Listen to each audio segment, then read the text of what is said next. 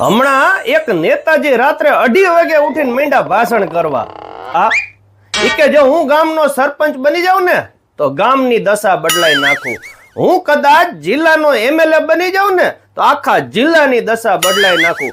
હું કદાચ આ રાજ્યનો મુખ્યમંત્રી બની જાઉં ને તો આખા રાજ્યની દશા બદલાઈ નાખું.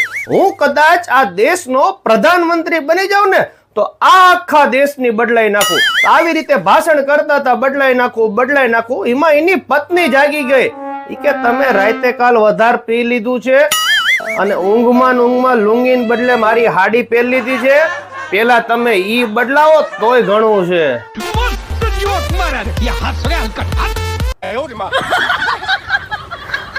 આ તો રાજકારણ છે સાહેબ. ક્યારે કોણ શું પહેરલે કઈ નક્કી નહીં, પણ આપણે તો હસતું રહેવાનું. ચાલો મળીએ નવા વિડીયોમાં. થેન્ક યુ, આભાર.